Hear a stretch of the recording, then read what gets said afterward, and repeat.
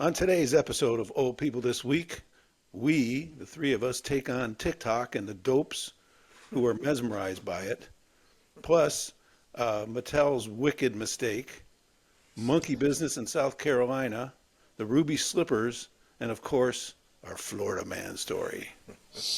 Let's get going. Hello and welcome to Old People This Week. My name is Jeff, and that one guy there, if you sort of squint your eyes, he looks a little bit like Uncle Fester. That's Paul. And the other guy, that's Mike, of course, the man of means, by no means literally the king of the road and the pride of Prosser, Washington. Good morning, Mike. How you doing, Jeff? Hi, Paul. Hello, everyone. We are your hosts. This podcast is for stud and studettes over the age of 60, but if you stumbled in here somehow, stick around and you'll learn something. Every Thursday, that Mike calls Thirsty Thursday, Yeah, absolutely. we give you all the news, the gossip, and the wildly improbable stories that you need to know this weekend when you're hanging around at the pickleball court, the golf course, the gym, or of course at happy hour, where Mike and I take turns lifting each other off the floor. And sharing our accumulated knowledge and wisdom. Paul, what's the name of the happy hour joint you frequent out there? My kitchen? Yeah, why waste the money at happy hour somewhere? Just go to the kitchen. It changed somewhere a couple of years ago. There used to be places, but now, yeah, it's just Costco to here. Costco to here. That's Mike's too. Yeah. Oh man. Okay. All right. Before we get started, I had a couple of announcements. Number one is if you are a pet owner, Mike, you're not a pet owner, but Paul, I know you are. Yeah. If you are a pet owner, hide your pets now because Christy Noam is on the loose. She's been made the head of the Department of Homeland Security, and she's a pet killer, so you're going to have to hide your pets everywhere. Oh, my gosh. It's frightening. Yeah, if you move, you die. Yeah. Breaking I told news. Truman, hide in the basement Yeah. till this administration's over because you're in danger. All right. Second thing, we got a comment on our last episode, Mike, and it's from this guy named David C339. David C339, thank you very much for watching and commenting. He wrote, I quote, "I don't know exactly why the algorithm showed me this, but these guys are hilarious." God love that algorithm. Yeah, I love it. Two thumbs up. 2 thumbs up. And now, as you guys saw in the rundown, is my time for the tribute to the great American Daniel Boone. He was born 290 years ago this month in 1734.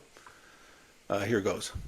Daniel Boone was a man. He was a big man. No. What a boon, No, what a doer, no. what a dream come a truer was he. No. From the No. coonskin cap on the top of his head to the heel of his rawhide shoes was the rippin'est, roaring'est, fightin'est man the frontier ever knew. Oh, my. Daniel Boone was a man. He was a big man. What a boon, what a doer, what a dream come a truer was he. Paul, now that you've thrown up in the wastebasket, Did you say- wipe yeah. your lips off. The great Daniel Boone. I'm not talking about Fess Parker, who played him. Fess Parker did not die at the Alamo. Fess Parker lived up in Santa Barbara and had a winery up there. Yeah, he owns half of the Central Coast. Yeah, he did it pretty well It's with his true. money that Walt Disney paid him. Yeah, Has a motel Okay. named after him in Santa Barbara, as a matter of fact. Yeah. yeah. Yeah, well, when you get off the freeway there was that big, like a resort center that had Yeah. Fess Parker on it. Yeah. So he did okay. I liked him. I liked that show. He and Ed Ames running around. Ed Ames by the way, Ed Ames is infamous With the tomahawk with chop. the tomahawk.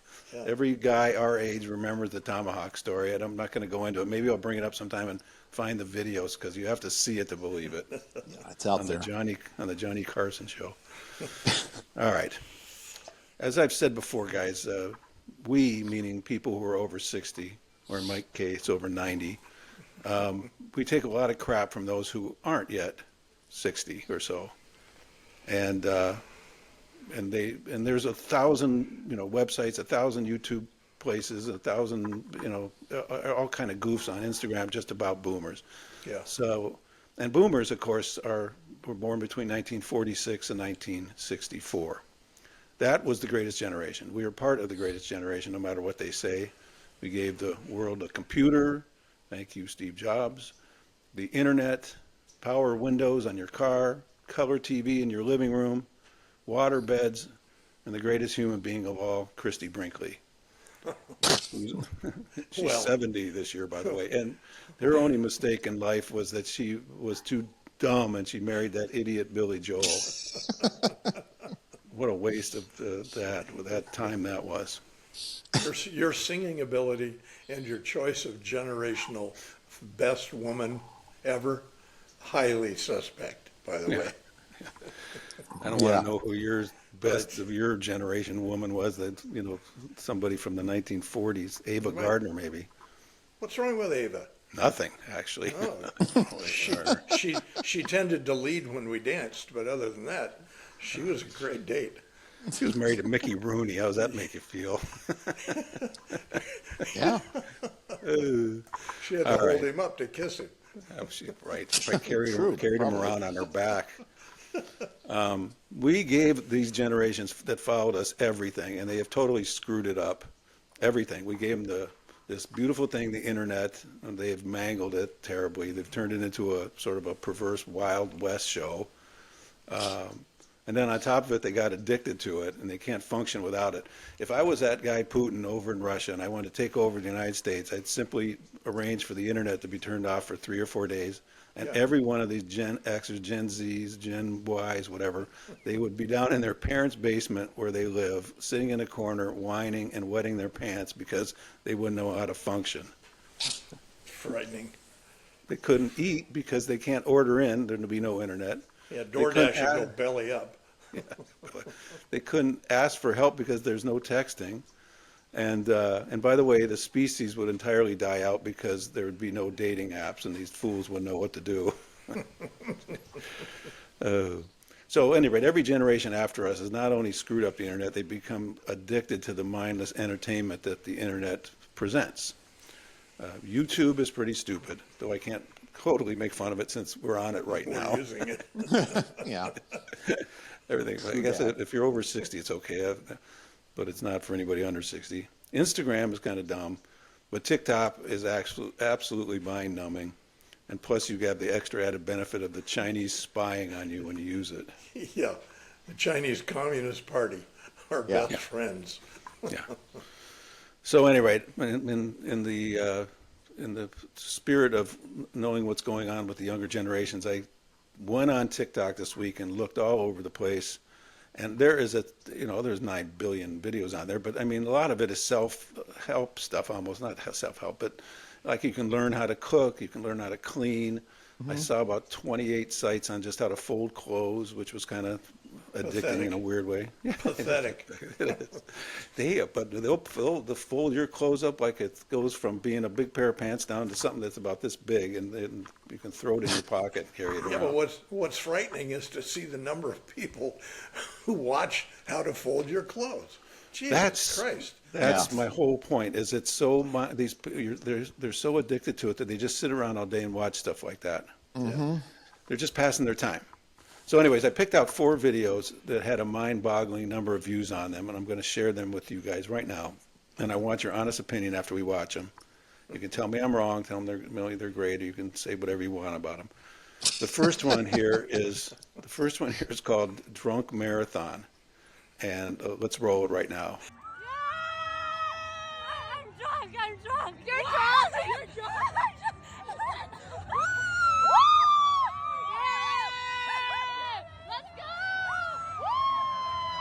Did you guys understand this video or care about it?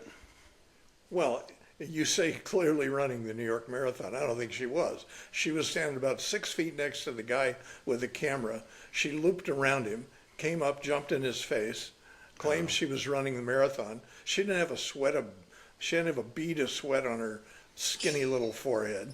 She didn't.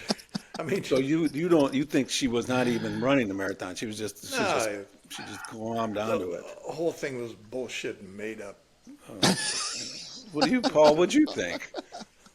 Actually, I'll be honest, that didn't cross my mind. I just thought she was the hysterical, just crazy person running up to the camera. But I'll go along with Mike. It's like I just honestly didn't do the Law and Order on it and come up with the No, whole, She wasn't even breathing hard.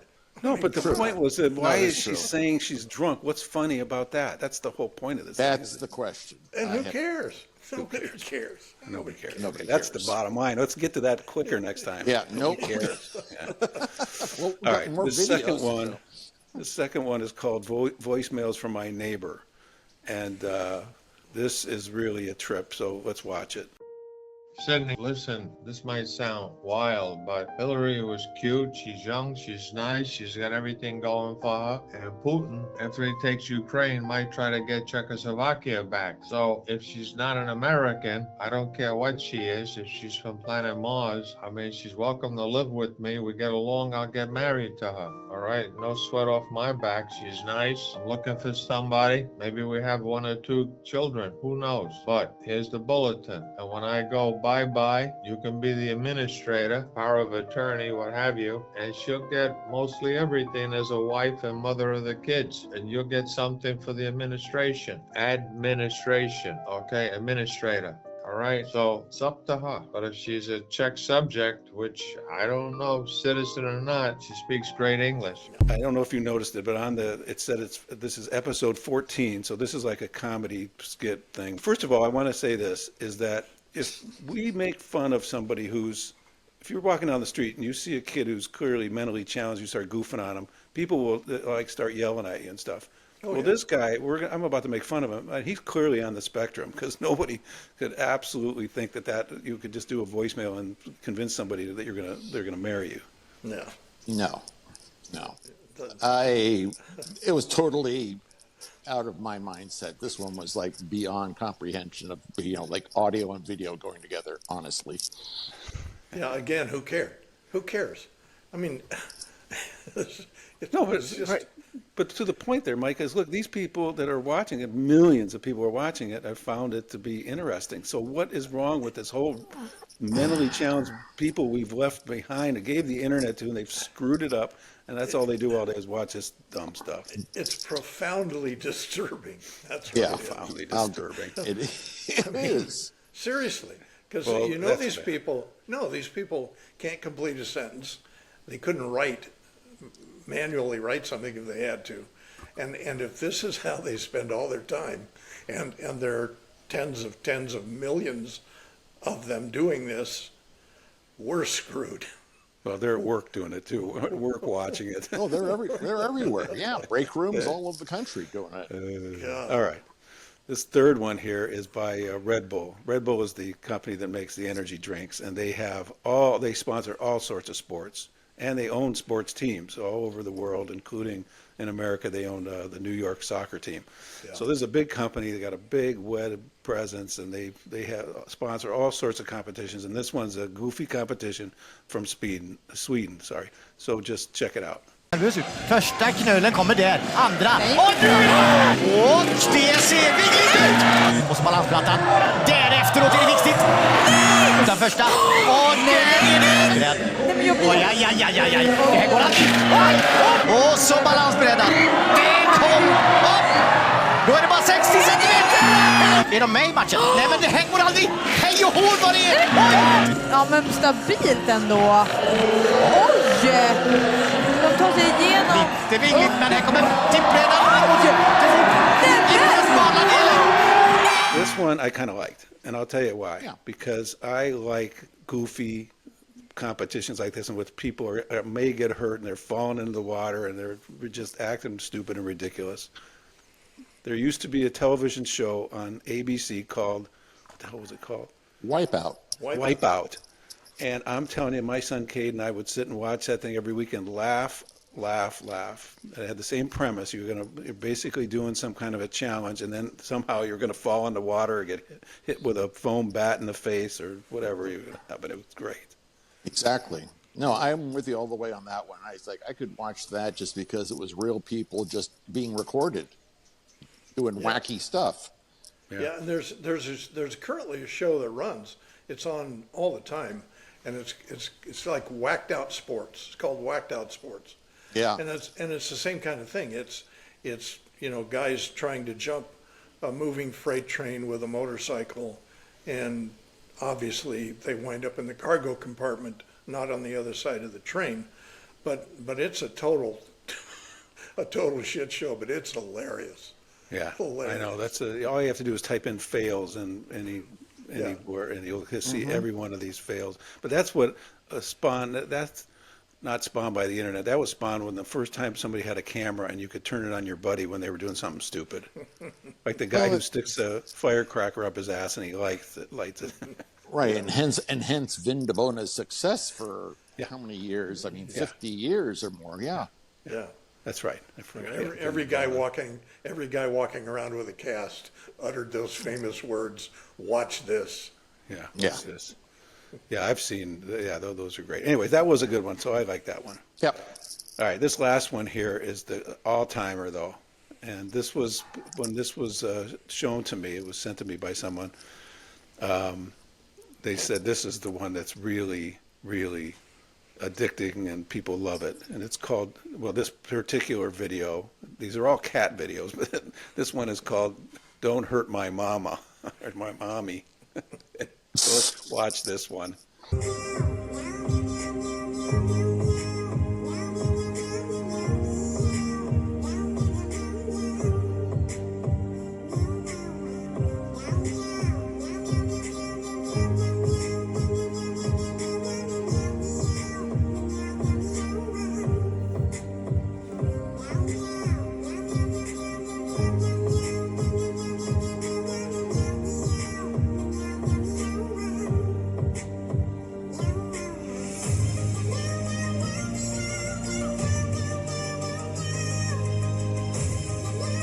That music is so crazy addicting that it's almost like drove me nuts. I couldn't go to sleep last night. It was stuck in my brain.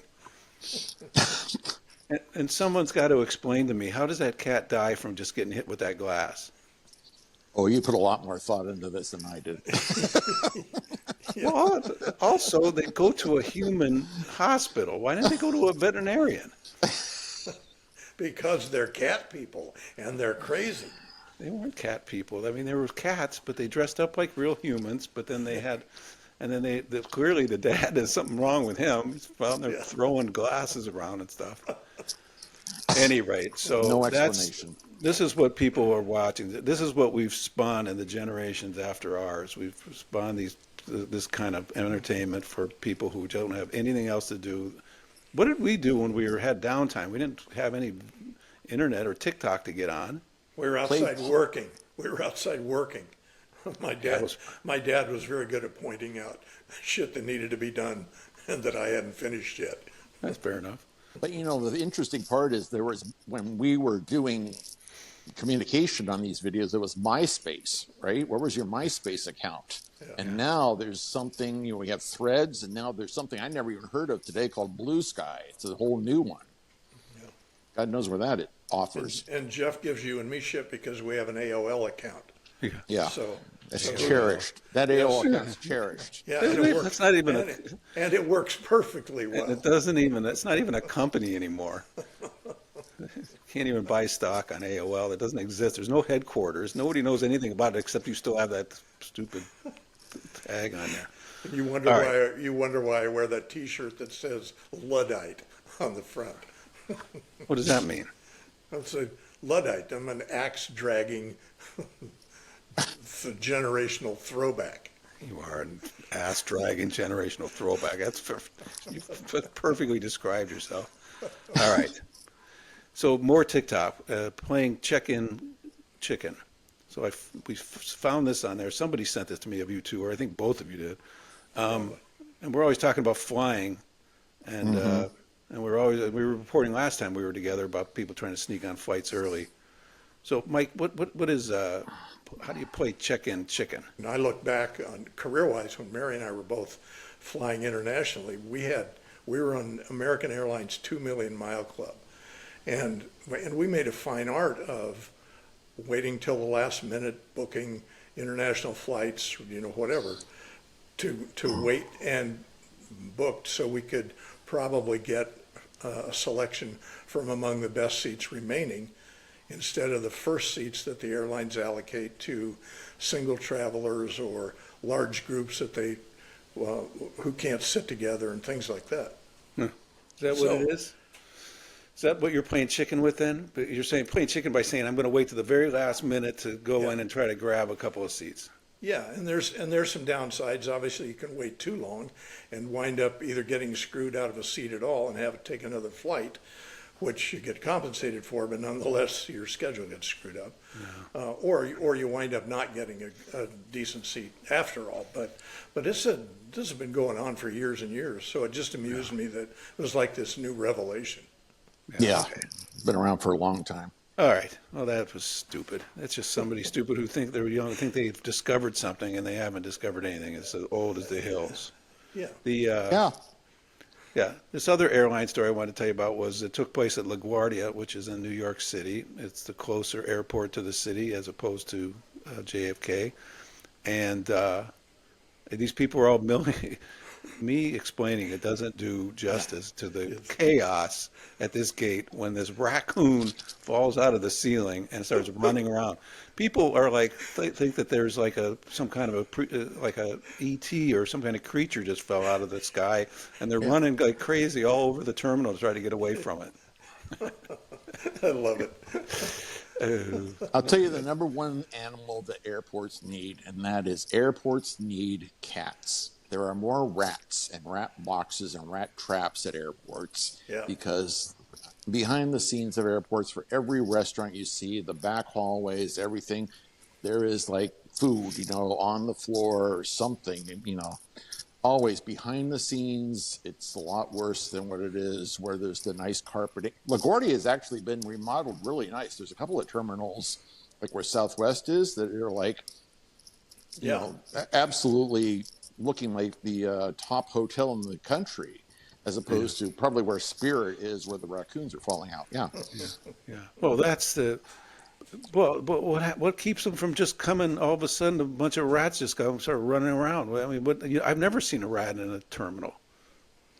Oh, I wish I could say that. No, there's actually like weird clusters of. I had bees. We used to have bees that would clump onto the side of the jet bridge, and you'd go like, we're in a concrete jungle. Where are these bees coming from? And have to call out a beekeeper to get everything back to normal. But there are those black boxes, the rat traps. Pretty much when you start looking around, when you're walking anywhere and you start to see rat traps, you know what's going on. And that's why I say the airport should really get cats because they take care of them.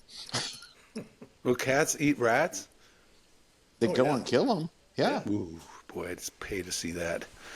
I have to get some video, some cats and rats fighting. Against the number one video outside of the terminal, which is birds are the number one enemy of all airplanes. Yeah. Well, that is ingestion. Especially at altitude. Yeah. No, here in Charleston, I remember about a year and a half ago, we have turkey vultures around here. Yeah. Turkey vulture is a huge bird, and this thing struck the forward part of the wing and took the aircraft out for about a week before it was a couple $100,000 of repair work. Was the plane in the air? Yeah, it was on approach to landing. Yeah, it put a full dent. It's when something like that hits it, there are some tremendous videos out there, especially on the nose. There are complete impacts, to the nose that are complete folded in. Yeah. Wow. Turkey vultures, I figured. Turkey vultures, yeah. Well, and a duck or a goose will take out a jet engine in a heartbeat. True, yeah. Yeah. No, I don't want to see that either. I don't want to be flying and then have some duck take out one of the engines. Flame shooting out of the engine beside your seat. All right. Wicked is coming. Yes. Now, Wicked is the live action movie based on the play that's based on the movie that with Judy Garland, that's based on the writings of L. Frank Baum from the turn of the last century, a long time ago. My wife loves that musical. I've gone to see it like 3 or 4 times. Took the kids, took her mom. I fortunately was able to duck out and not have to see it because I'm not going to see that. It stars this movie that's coming stars Ariana Grande, Cynthia Erivo, who's a African American woman, and she's painted green in this movie. And I've never seen the play, but I know that's got something to do with it. And even Jeff Goldblum's in it. He plays the wizard. So anyway, this movie's coming, and whatever studio's putting it out is sparing literally no expense to promote this thing. Cross-marketing, yeah. They are determined, cross-marketing everywhere. Not only the regular billboards and TV commercials. I saw one where the star of it, the Cynthia Erivo, is at where she at a Target, and she's singing away in the aisles. There's all kinds of everything. And they made marketing deals with a luggage company, drinkware company, mac and cheese even, on the box of Kraft mac and cheese, you can see the advertising, go see Wicked. Oh, yeah, yeah. And then Mattel got into the act, which is not unusual. Mattel's a huge company, and it seems like a natural for this. And they came out with these Wicked fashion dolls of all those lead characters, and kids are going to buy them all over the United States. We're buying them. Yeah. Well, things went awry. Oops. Oops. On the back of the box, so you go buy the box, and it's got the figurine in there. On the back of the box, amongst all the other stuff that's there, it says, check us out or something at wicked.com.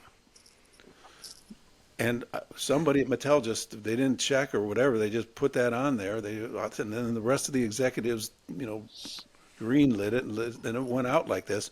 Well, the problem is wicked.com has nothing to do with the movie or the company. Yeah. It is a company that makes porn. Yep. Yeah. So I went on. Of course you did. Yeah. You type in wicked.com, and first thing that comes up on the landing page is this gigantic disclaimer, which you have to type your age in to even get in there. So I typed my age in, and I went to check it out. It's pretty brutal. There's a lot of sexual things out there. But but for me, that's one thing for an old goat like me to be checking it out. But what about an 11-year-old girl who just got her little figurine and, let's go check out wicked.com. Oh yeah, I'm 11. I'll type that in. No. The next thing you know, she's watching 2 grown men having sex, and she's traumatized for life. That's frightening. It's like the big brouhaha yesterday. The feds forced Costco to withdraw 88,000 pounds of butter from the marketplace because the package did not say this product is made from milk. Yeah. Geez, what a surprise. Yeah, except that the average Costco customer didn't graduate from 6th grade and doesn't know that there's freaking milk in the and butter. I've been to those Costco's. You have to lay out everything that's in these things. These people don't know what's going on, and they're not paying attention anyways. They walk in there, they grab their $5.99 hunk of chicken, they grab their whatever else, their bottle of something, and then they get their cheap ass butter and they leave. So so what are they going to do? Just relabel them all? Probably, yeah. Nothing wrong with the butter. It's the packaging. I would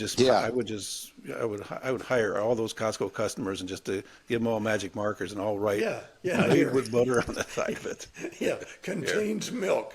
Contains milk. Oh, yeah, right. Yeah, that was a good story. All right, Paul. So the other story that was made that big this week is about these escapee monkeys who got loose in South Carolina, in your state, probably right around the corner from you.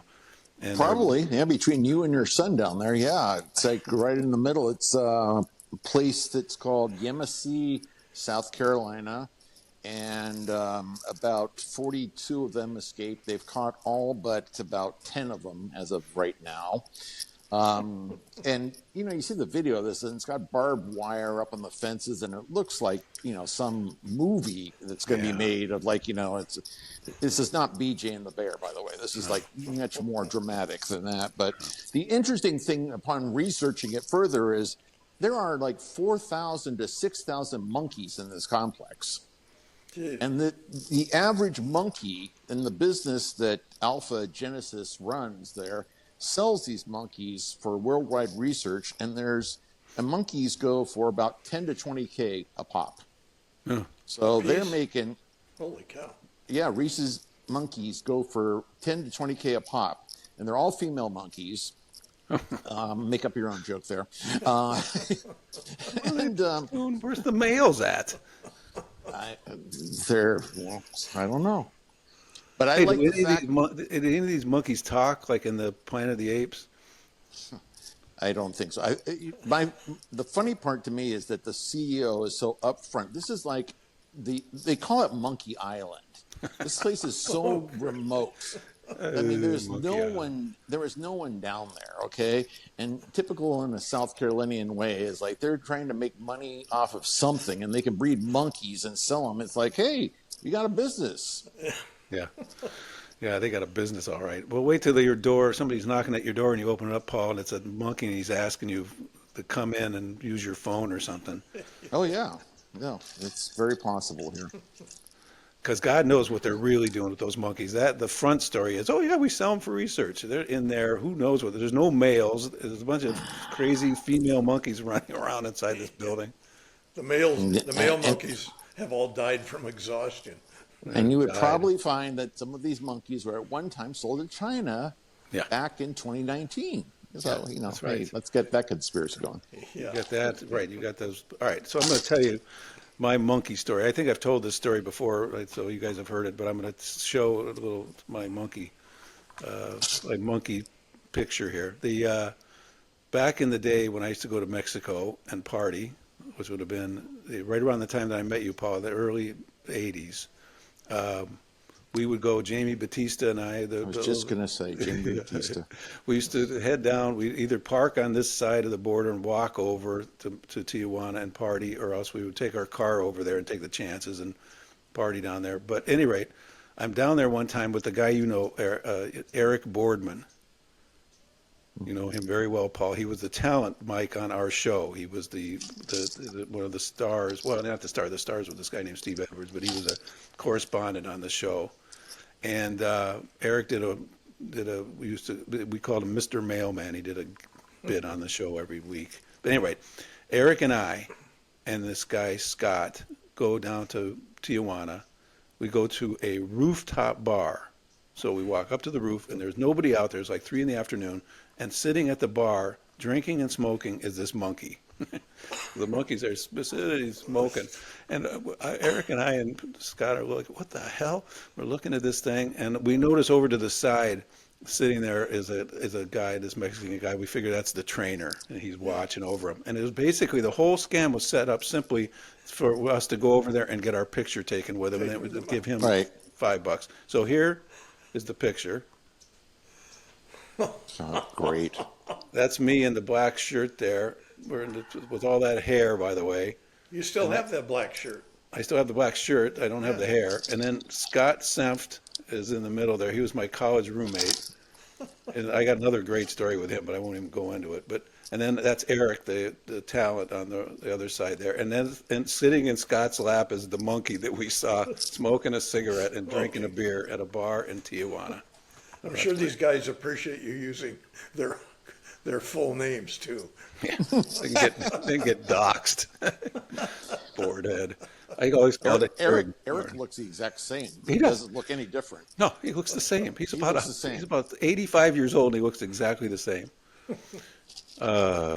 He's a character too. All right, so this is a long intro to get to a simple story, but basically, we were just talking about how these monkey places, these big corporations like Mattel, they all make mistakes. They shouldn't make mistakes, but they do.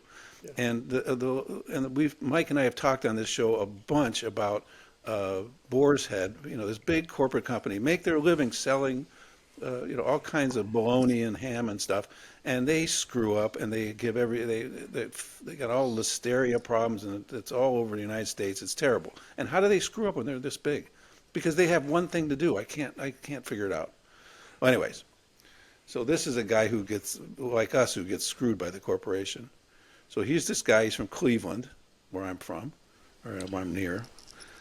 He was a camera operator, so like the story Paul told a couple of weeks ago, he's one of those big fat white guys who died and probably sitting there running his pedestal camera in the studio at this WKYC, which was the huge station in Cleveland, which, by the way, I'm going to take the sideline. It was the home of Ghoulardi, and Ghoulardi was the late night show host. He would come on at 11 o'clock on Saturday nights, and he had all this makeup on. He would be dressed up like the devil, and he would put M80s in these little stuffed animals and blow them up, and then he'd show movies and stuff. So Ghoulardi, you know what his real name is, Paul? Ernie Anderson. Ernie Anderson. Ernie Anderson was Ghoulardi in Cleveland in the early mid-'60s, and then he became, over the next few years, a super famous voiceover guy. So he moved to Los Angeles. He became the voice of ABC Network. Tonight on the Love Boat, he was very famous for doing that, and he made a ton of money. On the Love Boat. So I knew who he was because I grew up with Ghoulardi, and I'm working for Paul at KBC, and I knew that Ernie Anderson would come to KBC because that was basically the network on the West Coast, and to record all those voiceovers. And I arranged to get into that audio studio because I'm going to go up to him and say I loved Ghoulardi and all that. And I wait there till he's on a break, and they let me into the room. I walk up to him. I go, Mr. Anderson, my name is Jeff. I'm from Ashtabula, Ohio, and I really love Ghoulardi. I didn't get the word Ghoulardi out of my mouth before he started going, God damn it, cursing at me. And he goes, I hate that. I hated that whole experience. That was the worst thing. And I almost started to cry. I was so hurt, and I left. Shame me. Anyways, Ernie was a bleep fest, that's for sure. Yeah, he was, boy. I don't think there are many more foul-mouthed individuals I've ever met in all my life than Ernie, but yeah, absolutely. Yeah, I had to stop myself from cursing like he did. He knew words that were just terrible. So anyways, this guy named Elwood Edwards, who worked there at WKYC, he also, besides being a camera operator and a graphics guy, he also did voiceover. He was hired in 1989 by AOL to record 4 little phrases: welcome, file's done, goodbye, and you've got mail. They gave him $200. So you've got mail goes on to become one of the most famous little phrases in the world. Ever. And he got $200 for it, and he just died the other day. Oh, man. Could have been a billionaire. Yeah. They paid him 1 penny, half a penny. Yeah. Give me a half penny every time somebody uses, every time you use my recorded voice saying you've got mail. And now he'd be so rich that Jeff Bezos and Elon Musk would be working for him.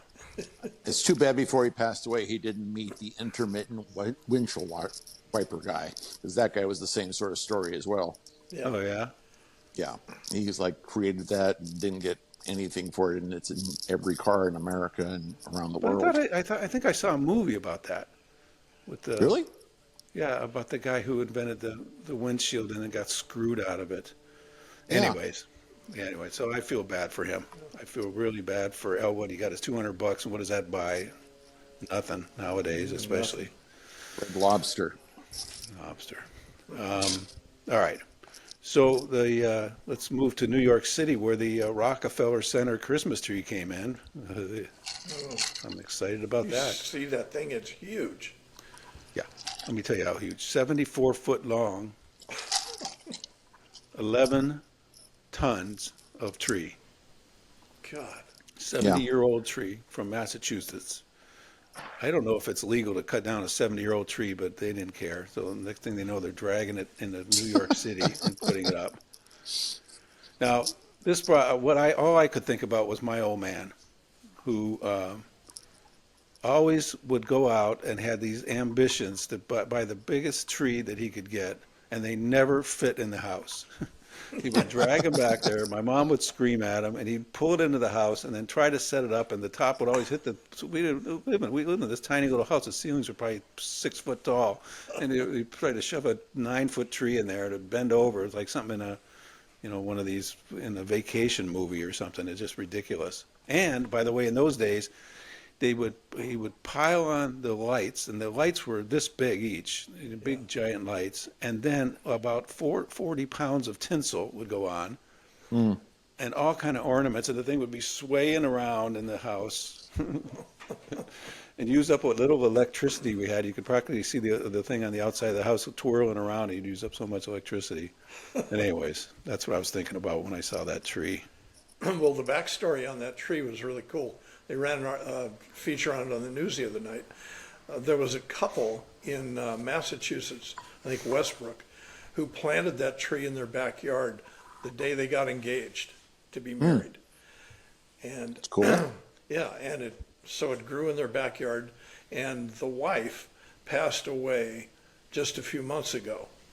And whoever was scouting for the Christmas trees for New York was introduced to the guy, and they asked him if he'd be willing to sell the tree, and he agreed to sell it because he wanted to commemorate the lifelong marriage of him and his wife. And it was a really cool story, yeah. Wonder how much they get for that. I don't know. But Good God, question. did you see the trunk on that thing? The base of it? God, it was huge. Yeah. Yeah, I've seen video of them they have to do all these cranes and everything to get it stand Yeah. up and put it in the stand there. I've seen it a bunch of times when I've been in New York around Christmas time. It's incredible. Yeah. I mean, it's just you can't. It's staggering. It was so big. Yeah. But to Well, get it on whatever. a semi and get that semi into Manhattan True. with that Christmas tree on it, Jesus. Yeah. Yeah, Well, it's pretty cool. yeah. That's pretty cool. All right. Speaking of Christmas, have you guys bought your Labubus yet? No. But no. You know why? It's because you two barren old men never had kids. You never had to go around and buy True. stuff like Admit this it. for kids. I Guilty. I was always chasing around for some latest toy or some latest thing. This year, if I'd had kids, they'd probably badger me. Go get a Labubu, Daddy. Go get our Labubu. But as it turns out, so the more I read about this thing is that, first of all, it's not the people that are buying the Labubus are not giving them to their kids. These are They're adults. adults. Yeah, they're Yeah. collecting them. It's a whole thing. I mean, it went on and on. That article that I started reading about it was like it was about 40 pages of writing about this Labubu fascination God. and how It's these people go nuts. It's Nuts. Beanie Babies, isn't it? It's just Beanie Babies. Beanie Babies and trolls Yeah, and pet trolls. rocks and yeah. Yeah. Yeah. Yeah, it is that. It was made popular by this woman named Lisa. She's a member of a K-pop. You know what K-pop means there, don't you, Mike? Because you're in the music business. I have no idea. Korean pop there. Whiz Bang. You're supposed to know this stuff. Whiz Bang. That's his name. That's Mike's rap name, Whiz Bang, and he knows all these people in the group, in groups like this. My wife is in Seoul right now. She's been there for 2 months shooting K-pop shows. Really? Yeah. Well, have her send us some funny video that we can look at. We'll find some. Yeah. She went to Because she went to one of those cat tea houses the other night. What's that? That's the whole sort.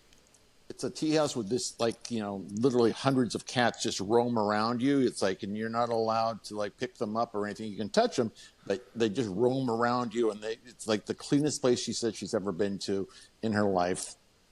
That's an Unbelievable. oxymoron. That's an oxymoron. I don't want to Yeah. be around those cats. I don't want a ball of cat hair around my tea.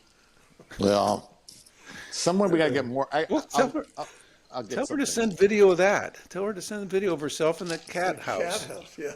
I'll find it. And by the way, that ice, by the way, is breaking my eardrums. So quit drinking that ice. Every time you take a sip of that thing, like it's clinking and clanking in here. Hey, All right. look, it's 6 o'clock here, okay? Oh, I know. No, I see. I should ask what's in that glass in there.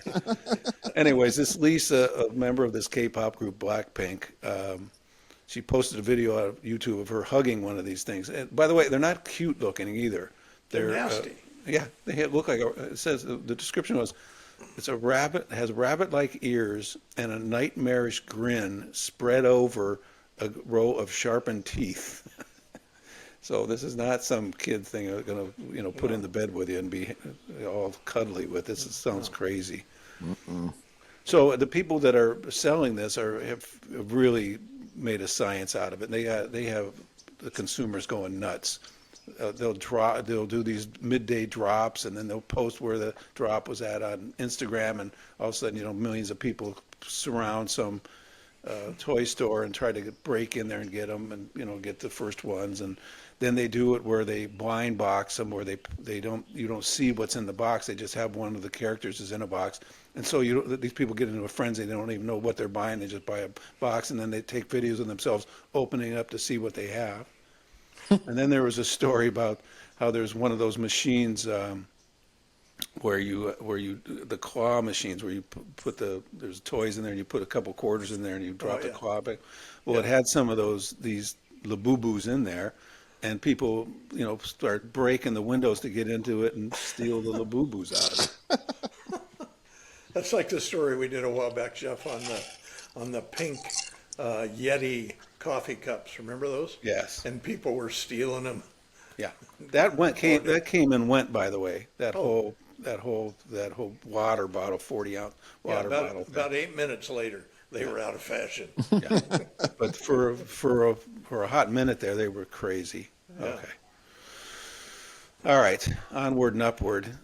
Paul, this one also involves someone we know a little bit.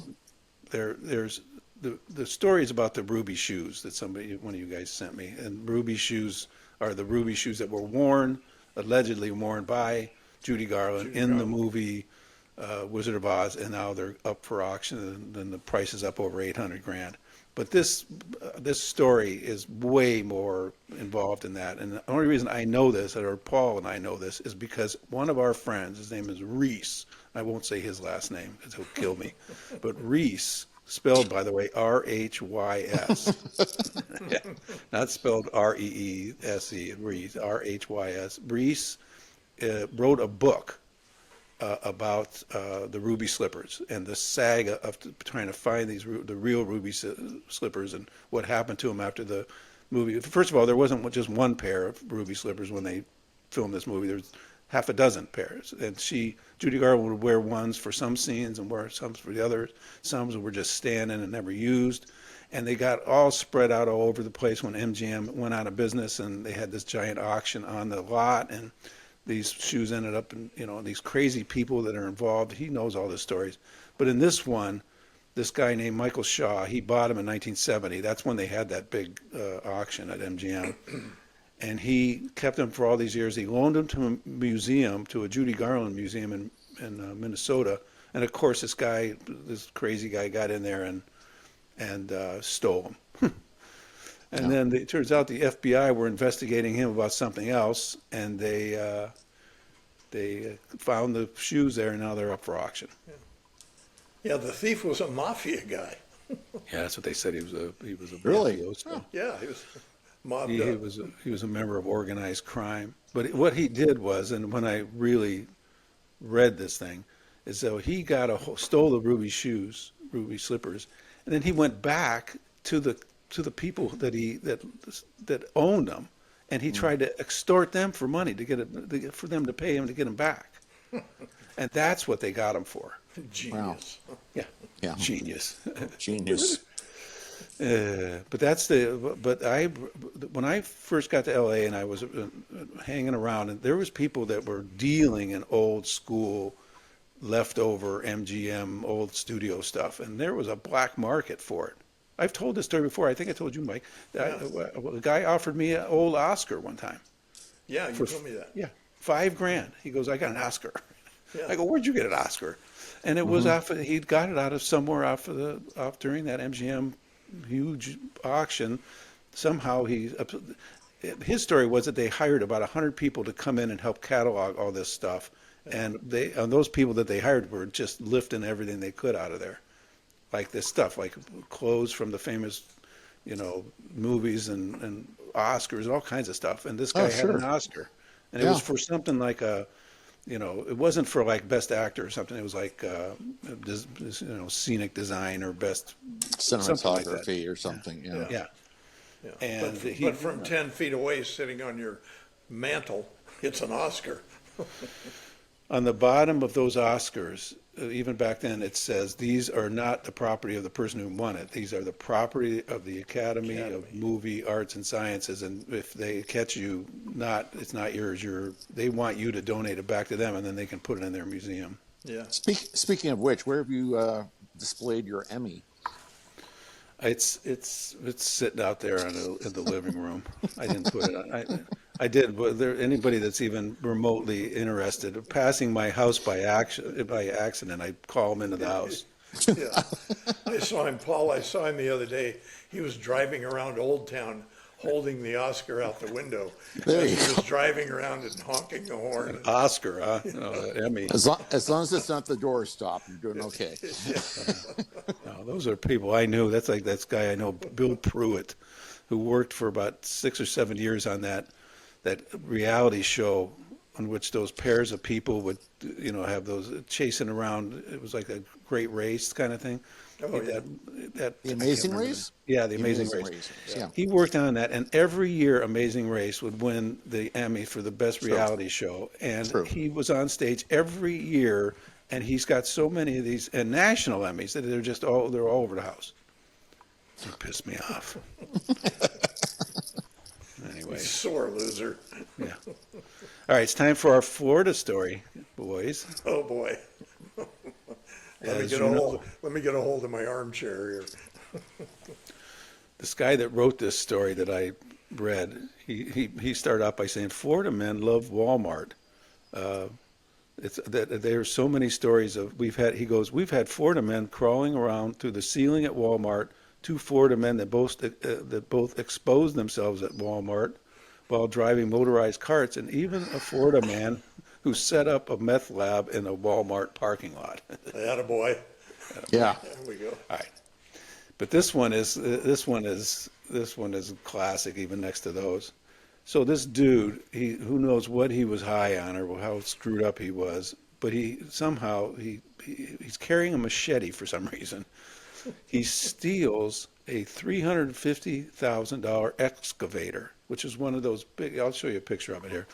With the big backhoe on the back of it. It's used for major digging up ground, and it probably only goes 4 miles an hour, but he stole one of them, starts driving it around. He drives it into a Walmart parking lot at first, and the cops started to surround him, so he plows right into the back of the Walmart. Oh, my God. He jumps off the excavator, keeping his machete handy, and he runs inside the Walmart. Then somehow, when he gets inside the Walmart, he throws the machete somewhere, and then the cops surround him. Yeah, right. Those cops would have shot him if he kept that machete in there. Yeah. They finally surround him. He refuses to put his hands behind his back or get on his knees or anything. So they finally had to probably beat the living crap out of him, and they arrested him. And here's this journey during the drive from wherever the construction site where he stole the thing was over to the Walmart. He crashed into electric and light poles, taking them down, which exposed the public to live electrical wires. Yikes. Shocker, literally. So he was eventually charged with 6 felonies, and he caused an estimated $2 million in damages. Good Lord. Oh, man. There is no end to what Florida guys will do for a little fun or whenever they're high. No kidding. You must be able to buy meth at every freaking corner down there. Because they're all meth heads. Well, and I hope they don't ever get a cure for this because we'll run out of closing material. Yeah. Last week, the meth head was trying to sell meth in his trailer park. He jumped on a little scooter to get away from the cops. The cops came up behind him. He jumped off the scooter, and the cops let out a bunch of dogs to chase him down. He tries to hide in a dishwasher that was somehow below one of these trailer park things. And then the dogs get in there and bite the shit out of him. His face got all bit up. It's like the woman who tried to hide under the sofa cushion. Yeah. Remember that? Yeah, Just that was I think the first one we ever did. We had a picture of the cop picking up the cushion, and this woman comes crawling out. It's great. All right. All right. Thank you all for joining us today. This was a really great show. Thank you, Paul, for joining us too. Please subscribe. If you subscribe, Mike and Paul will come to your house and serenade you with love songs. And we sing better than Jeff, by the way. Yes, They, we do. they do not, Guaranteed. by the way. They do not. They don't even know any love. Yeah, I would pay good money to see you two singing a love song together. Paul, I told Jeff his voice was made for saucering and blowing, and he had You know no what that idea means? what that was. You know what that means, Paul? No. No. You had to be born pre-Abraham Lincoln to even know what that phrase means. All right. That dang ice of yours, Jesus. Check us out on Spotify or Apple if you can't stand looking at our faces. God knows, I got Uncle Fester over there, and I got Cousin It in the middle, and you got the handsome one here. So, The handsome one here. oh my God, handsome one here. Oh, by the way, I forgot to mention. Did Paul? No, Mike. You remember when we did the story on the Haktua girl? Oh, yeah. All right. You know what she's doing now? God only knows. No, I'll tell you what she's doing now. She's doing a podcast. Of course she is. That just shows you that we're the two biggest losers here. Hawk on that thing. Hawk on that Tui. Talk to we. Yeah, Hawk Tui. All right. And check us out on, send us an email to oldpeoplethisweek@gmail.com. Thank you for that. David C393 who sent us that note last week. We're easy to get in touch with, and we got plenty to say and comments on everything. And check out our Substack, 52task.substack.com. Thank you all very much. Thank you, Paul. Thank you, Mike. Adios, amigos. Adios. Bye-bye.